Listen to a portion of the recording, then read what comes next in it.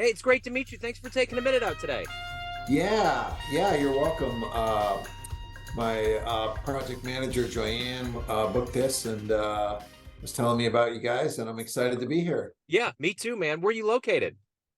Tampa, Florida. Tampa, Florida. How about Wonderful. you? I'm in Kansas City, Missouri. Oh, nice. Are you a Chiefs fan? Yeah. I am probably one of the rare breed that's been by their side my entire life. I grew up in the town where they used to have training camp, and I used to hang out and get autographs and play basketball with them. I mean, back in the Christian Okoye and when we had bad draft picks and it was miserable. Oh, yeah, yeah. So That's Die Hard. Nice. yeah, so it's a different thing. I'm still not sure. This is the thing. My dad, I used to always go on Sunday afternoons to watch the games with him. And he used to always tell me, when you have a relationship with the Kansas City Griefs, you have a relationship with disaster. Okay.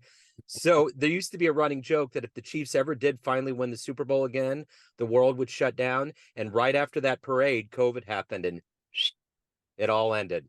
So it actually did Wow. shut down. Yeah, that's right. Yep. The story turned out to be true, but Yeah. so I bet you would say there's nothing in the world that would ever make you not be a Chiefs fan, right? Because that's where you're born and raised. I mean, Exactly. Yeah. that's how I feel being from Boston originally Okay. about the Patriots. Yes. Born and raised. Of course, Brady has an amazing run, but I've also been living in Tampa for 20 years. So if you can imagine, I'm Oh, still wearing my Brady shirt today. that's it. Brady comes down to Tampa, and I'm like, this is a dream come true. Yeah. And then this is the most conflicted moment. The Patriots played Tampa in and Patriots were kind of rebuilding that year with Mac as a rookie, and the game was meaningful to Brady. So I cheered against the Patriots Yeah. and cheered for Brady in Tampa. And now Brady's gone, and I'm like lost. I'm like, Yeah. I feel like I've he my loyalty to either team is like been distorted. I Yeah. never would have thought that would even be possible. That's the thing that's so magical about sports. You just don't know what's going to happen, how it's going to play out. I mean, the fact that he left and the first year after he left, he won a Super Bowl is just a testament to who he is. That's crazy. It's not even like within the realm of like logical reason that that would happen, but it Yeah, did. yeah. I mean, that's how great the legacy of Tom Brady is. Yeah. That's why I Absolutely. have to root against Mahomes every day because I'm Right. like, I don't want anyone catching up to him. That's Yeah. impossible. Absolutely. Absolutely. Well, hey man, it's great to catch up with you. And what I would like to do, which we've kind of touched on a little bit, is begin our conversation with COVID, living through a pandemic. How did you live through the last 3.5 years or so, and how has it changed you? Sure. Yeah. It's a great question. I don't know if you ask everybody about that, but I feel like COVID has changed everyone and everything forever. Like there's no going back to the way things were. And pre-COVID, a lot of my marketing was around events, live in-person events, which there were none during COVID, right? So quite devastating. And so my business was impacted. That same year, my daughter had gone off to college and I had broken up a long-term relationship. So I was really in some bad isolation during COVID and like kind of going out of my mind a little bit. Like, I just need to be around people, right? And we couldn't be around people. And especially people that get our world as entrepreneurs. I'm in a great church group and like I love those guys, but like if I start talking to them or what sounds like complaining about my business struggles, they'll be like, "Go get a job." They don't get our world. And so because of all this, I out of my own really need for survival in the face of isolation, I launched my first virtual dinner party, which really wasn't meant to be a business or a business model or anything. It was just, guys, I'm dying and would love some people to talk to. Do you want to get together on Zoom and talk? And sure enough, I invited, I think, 12 friends and that were entrepreneurs, and 7 came because they all felt the same way too. They're like, we're all isolated. And let's get together and talk casually and help each other. And so I started running these virtual dinner party events every week, just as connections, really just for my own mental health. And it was helping everyone's mental health, but also people started doing deals with each other, making friendships with each other. And anyways, that's really what when something's it's our greatest challenge, often it turns into our greatest blessing. And now this virtual dinner party concept has turned into a whole new business model for me. It's interesting. I was talking to someone last week that said, when you start a business, you should go into it with the mindset that you're going to solve a problem. It's interesting how this took off, because that's the idea. It's totally, but I mean, there's so many things that go into that whole entrepreneurial wisdom bank, but that was one that I was thinking that's really, really genius, because that's the way it is, because there's some people out there that are like, I just want to make a lot of money. I want my 15 minutes or whatever. And that can just be a burning airplane ready to go down. You know what I'm saying? But if you're doing it for the right reasons, like with this, and you have a lot of things on paper that go into who you are, with marketing, virtual dinner party, author, speaker. But if I was to put you in front of a bunch of 3rd graders at career day, and one of the kids says, hey, what do you do for a living? How would you boil down the essence of what you do on a daily basis? Yeah, that's a really great question too, right? Because we need to be able to speak at the most simplified version. And to a 3rd grade audience, I would say what I do is build communities and help people build communities and tribes. Whereas, and most people in our industry have a list or followers, and are not really looking at it as a community. That's really what the virtual dinner party is about, and it's right aligned with, I believe, we're all called to be in community with each other. So what did you want to be in the 3rd grade? What was your dream to grow up and become? That's a really good question. We were talking about sports before we got on here. I've always been a big sports fan, and I feel like all my success in business has come from things that I've learned in sports, things like leadership, putting the team first, commitment, all those things. So I was always a big sports fan. I think I knew I wasn't going to be an athlete, but I thought maybe I could be a TV announcer or a talk show host. And they really didn't. They only had those roles. I was a kid in the 80s for ex-players, right? It wasn't all the opportunities that are out there now. And it's funny because people will always ask me, how did you get so into digital marketing? And did you dream of being, an entrepreneur or a marketer? And I'm like, heck no. But you know what? As soon as something you start to get good at it and successful with it and making money with it, like it becomes really fun, and you want to master every little detail and get as good at it as you possibly can. And that's kind of how I've gotten to here. So let me ask you this. If you could go back in time in sports history and be at one game, one event, one moment, and see it with your own eyes, where would you go? Wow.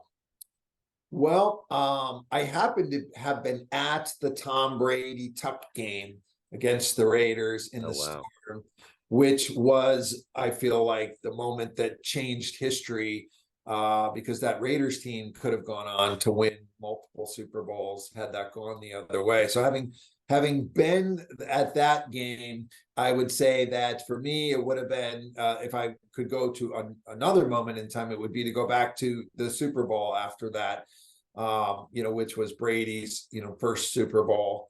And of course, Madden, Brady gets the ball with 2 minutes left, and Madden's like, they should take a knee and play for overtime, and they went for it. And that would have been a great moment for me to see. I'm a big Tom Brady fan. I feel like on so many ways, he stands for everything that I believe in. He's the guy that doesn't have all the talent. He's not the anointed one, the Peyton Manning, the Mahomes, who have all the raw skills, but just with smart and hard work, he's able to persevere and be the greatest of all time. You know, what's funny? I was at the draft here in Kansas City back in April, and I was with the guy that loves Tom Brady in New England and had the jersey. And he looked over at me at one point because we were there for the final pick. And he kind of looked over and said, "You realize Brady was picked way, way, way in the depths of the draft." And I was like, "That's right. I remember that." And that's wild to think that you would figure with somebody as prolific as him, he would have been a top tier guy, but he was way down below and had a fight for a roster spot. Was it Yeah. who was it Bledsoe? Drew Was Bledsoe was Yeah. our savior. I was at that game too, where Bledsoe got, and I'm a diehard sports fan, and Bledsoe got knocked out, and it was like, oh, we're 0-2, our season's going to be over. I remember like we were just leaving in disgust, and they put in Brady, who he wasn't even the backup; he was third string at the. Because I literally remember saying, "Who do we put in?" Like I never heard of this guy.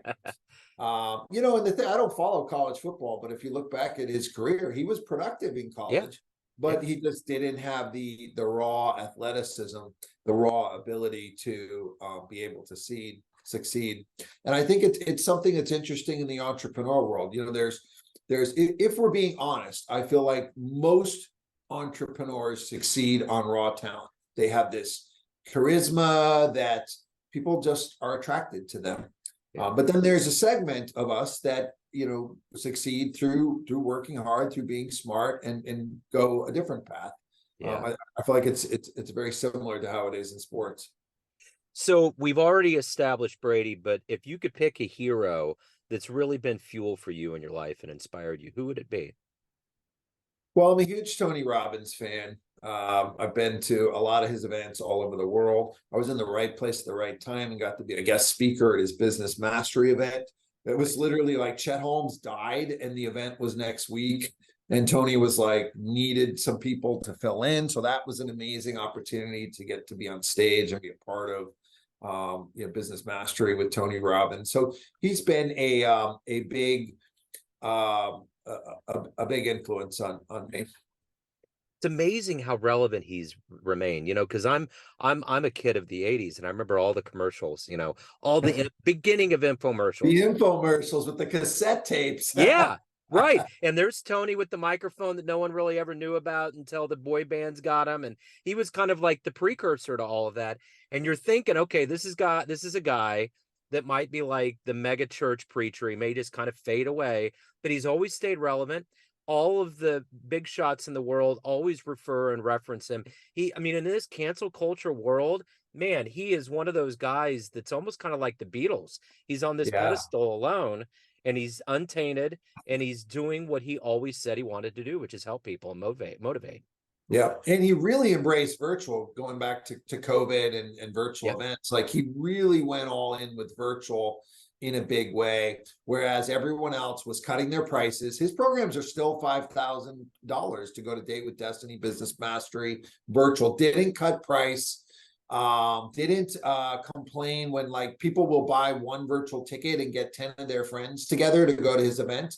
And he embraced that and was like, that's 10 more people that get to know about me, right? I'm not going to try to police that. I think those were a lot of the mistakes that other people going into virtual made, cutting price and worrying about people sharing links. Back in the day, for example, in the 80s, eBay, people would buy and sell CDs, and there were certain influencers that would try to police that and shut down if somebody listed your eBay. And Tony was like, that's my marketing. Go ahead and sell these back and forth to each other. He's always had kind of that abundance mindset that he's instilled in me as well. There's so many studies that have gone into that idea of giving it to people instead of policing and automatically thinking people are criminal. And it always proves to work. And it's like, I remember when Monty Python released all their stuff, they were giving stuff away. They sold so much stuff. And it is proof. It's like there's so many examples of that, of people that can just give it away. and they get the dividends come back. It's like you give somebody a taste. It's like a coupon or a Groupon or whatever, and it's going to be something that people are going to come back to. Yeah, yeah, exactly. And you know, it's so counter to the online marketing world, the coaching world, the course creator world. That's kind of the world that I live in and facilitate these events. But in that world, it's like run an ad to a webinar and try to sell somebody something, right? Which to me is the equivalent of Tinder. It's like, you just met me, you want us to hook up, you want me to buy something. I just met you, Yeah. right? But the problem is that works on an economic model at scale. Like it's people running webinars can make millions of dollars with ads on 1 or 2% conversions. But 98% of people are leaving with a bad taste in their mouth. Yeah. They're not showing up for the webinars, they're not showing up for the challenges, the events, because they know, like, oh, you're just going to try to sell me something, right? And that's really what our style of events are trying to stand for is, hey, let's get to know each other first. Let's build a relationship first. Yeah. Let's go to dinner, maybe a virtual dinner Yeah. party first. And by the way, I want to get to know you. Like, my program is not available for sale to everyone. This is a mutual, you know, decision if we're gonna if we're gonna work together. You know, when you hand over the power, when you to the buyer, you've lost, you know, all of that all of that flow, all of that exclusivity that comes in working with you. So let me ask you a question. Let's say you, for some reason, run into Tom Brady. Okay. All right. So, and you can ask him one thing. What do you want to know?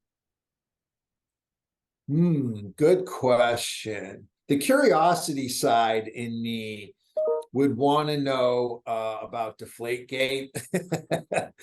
Because I've been defending him everywhere I go, I would really like to know, you know, did you deflate those balls? Why? And Yeah. I'm pretty sure he would say, no, I didn't. But there'd honestly be no value in that question. So I think you know, that wouldn't be the best use of that question.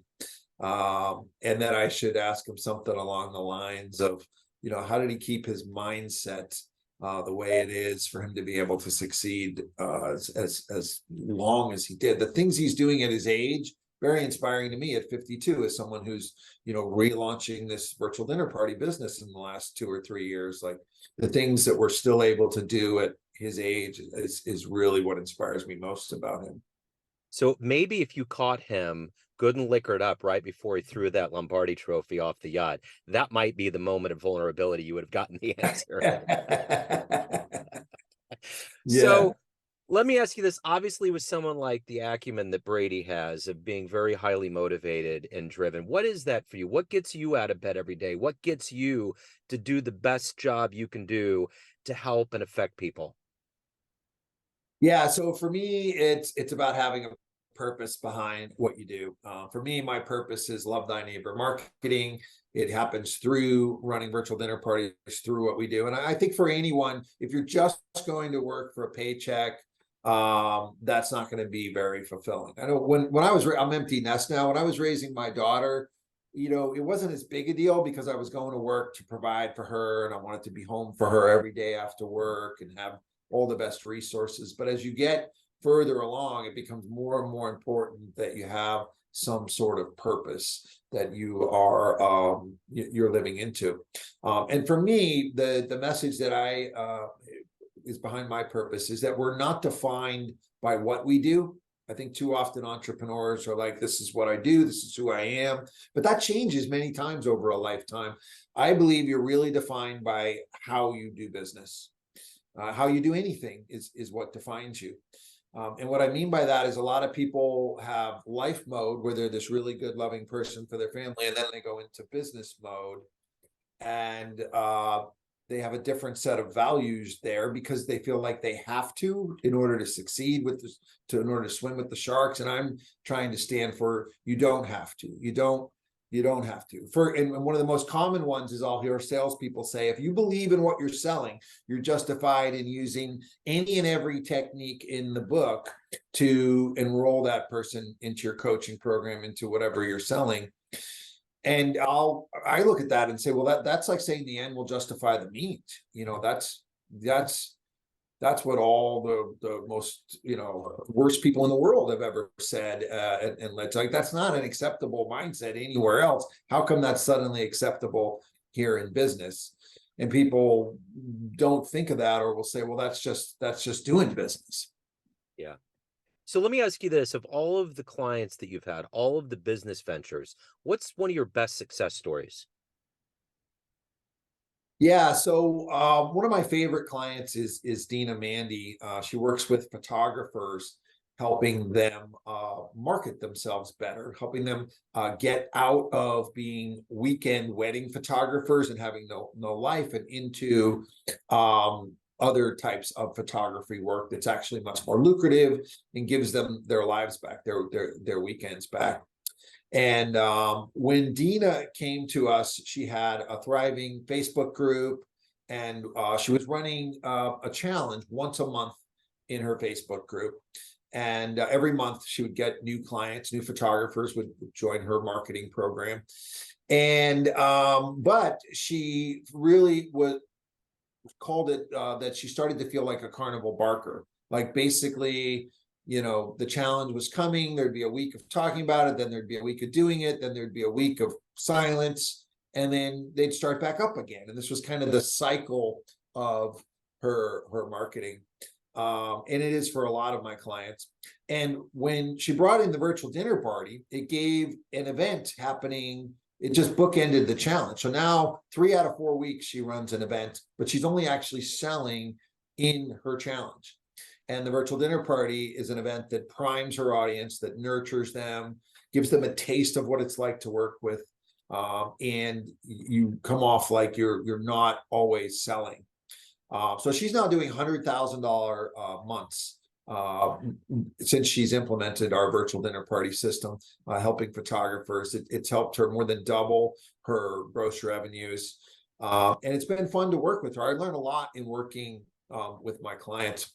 One of the things that she pointed out to me that I was doing by accident was inviting all my clients to my virtual dinner party events.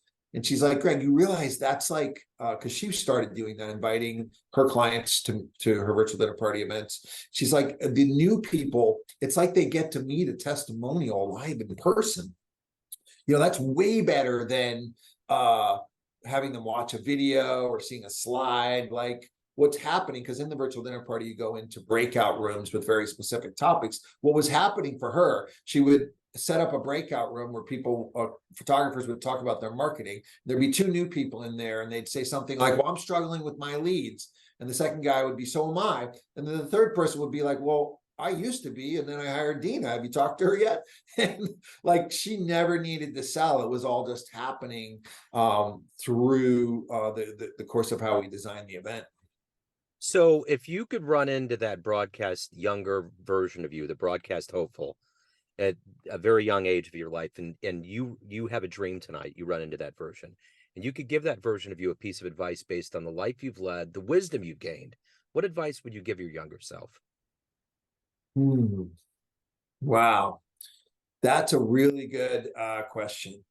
The number one thing that I would tell my younger self is that everything's going to be okay.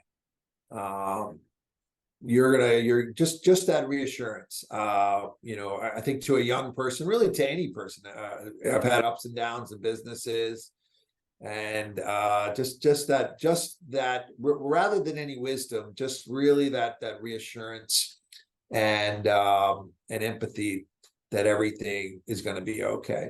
I think that's what people need most, and it comes back to our events too. So many times we focus on solving people's problems. That's what we get paid to do as entrepreneurs. But connection doesn't come through problem solving, right? Connection. It's like, they tell you, oh, when your wife is, is venting about her problems, don't try to solve them, right? Just let her go and be there and empathize. Like, we get that in a relationship, but rarely do we get that in business. And the more we can do that in business, the more connections we're building. Well said. Yeah. So everyone out there has a perception of you. family, friends, clients, colleagues, but you run the show. What's your perception of you? Who do you think you are? Hmm.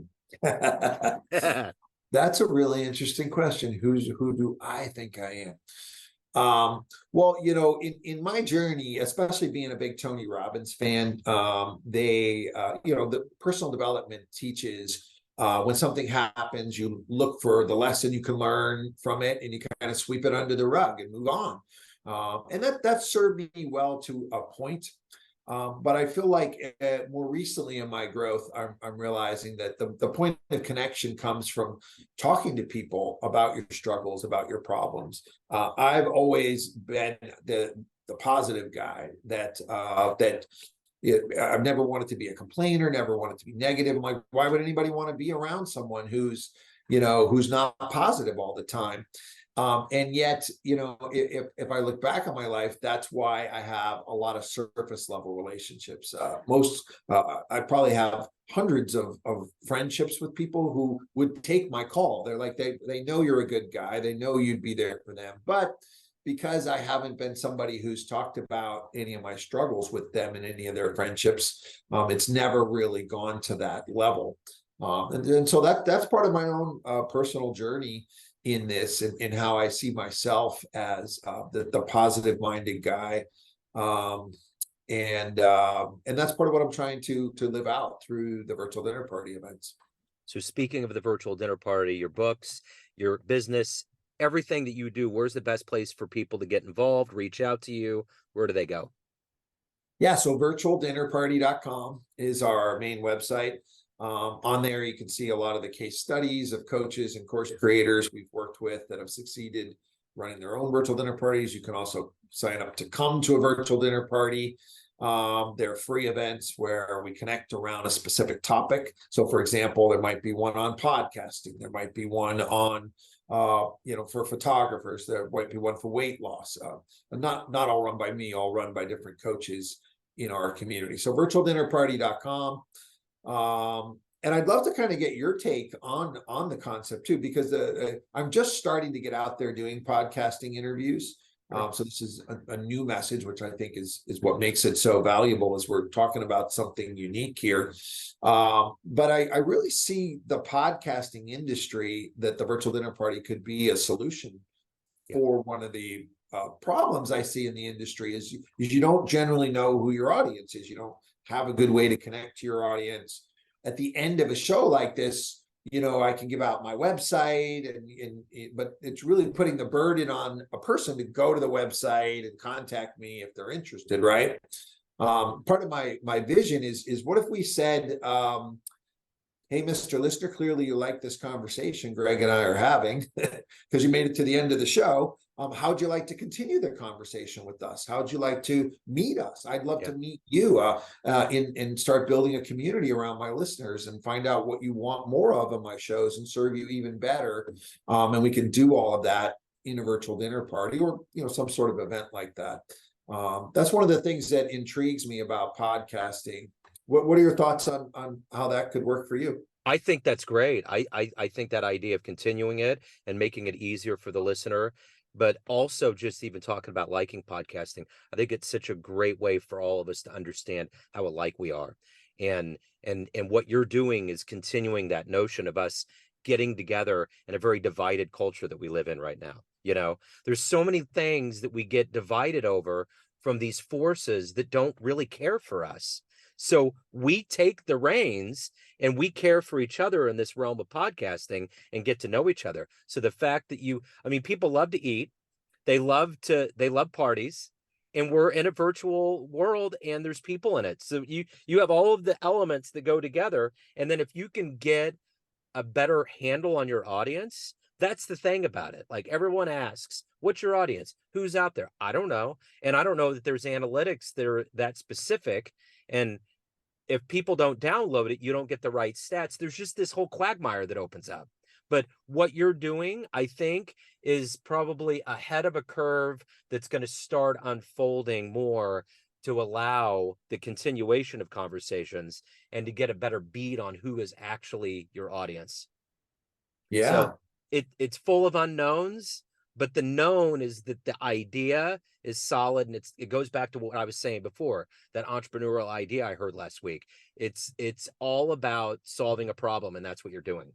So Yeah. you're on the way for sure. Awesome. Yeah, I appreciate that feedback, Joe. Yeah, absolutely. Man, it was great to meet you. Thank you so much for taking time out, and best of luck to the to all the sports heroes in your life. Awesome. Thank you. Good best of luck to your Kansas City Chiefs as well. Thank you. Look forward to seeing them lose in many, many Super Bowls. But you can get to as many as you may want. There you go. I like it. All right, man. Hey, thank you, and best of luck with everything. All right. All right. Thanks, Joe. Take care. See you later.